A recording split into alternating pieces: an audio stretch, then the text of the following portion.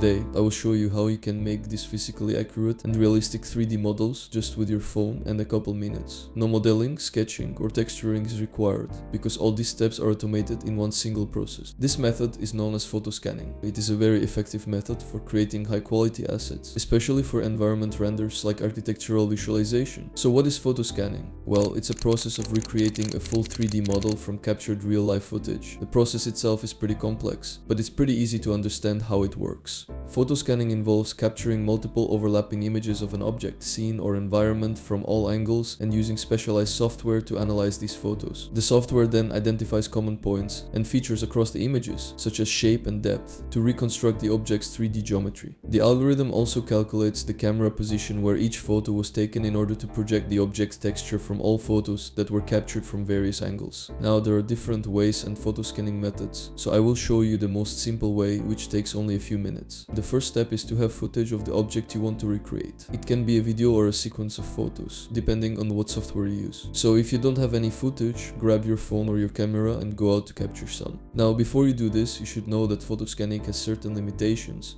and it may not be suitable for some types of objects. This includes highly dense objects like plants, grass, or trees. Also highly reflective objects like mirrors, puddles, shining metals, or objects in motion. Ideally, you should choose an object with a well-defined shape that is static and has rich surface detail. Then just go around the object and take photos from all angles to capture the whole area. Otherwise, the algorithm will roughly approximate the rest. This lack of information can lead to holes and gaps in the mesh. Now, I know that if you go to nature, it is hard to control the weather and the conditions under which you capture the objects, but here are some tips to get the best results. The first one is to avoid direct sunlight. If you decide to go out to nature, I personally recommend capturing objects, either in shadows or going out when the sky is overcast so the lighting is more ambient and softer. For an indoor environment, you can use a softbox setup or even a flashlight, which will create a flat lighting, making the texture more diffuse. This is because we want the shadows to be determined by where the light is coming from. If you capture a model with a hard shadow into the texture, it would create awful looks and destroy the perception of realism. Number 2 is to avoid moving objects or objects in motion. During the capturing process, the object should be static, so it looks the same from all angles. Not only the mesh will be distorted,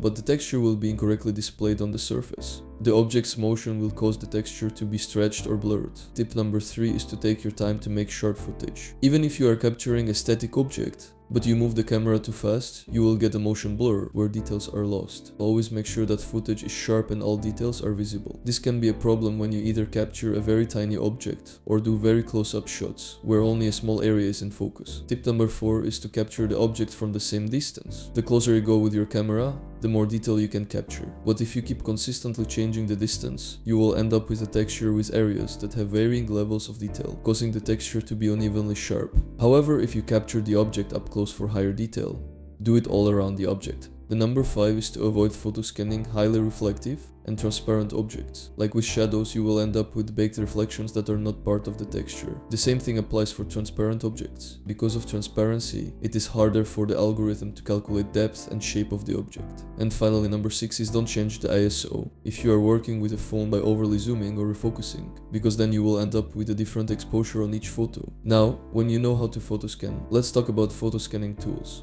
For phone users, I found the best app to be Polycan. With the free version, you can create more than 100 scans that you can export or publish to the community. You can adjust the level of detail and optimize the 3D model for games, VR, and other real-time applications. By completing achievements, you can earn credits that you can use to make more scans. Alternatively, for phone users, there is also a reality scan from Unreal Engine, which also seems to produce high-quality scans. But if you prefer to use computer programs, you can use Mushroom, which is a free desktop program for photoscanning.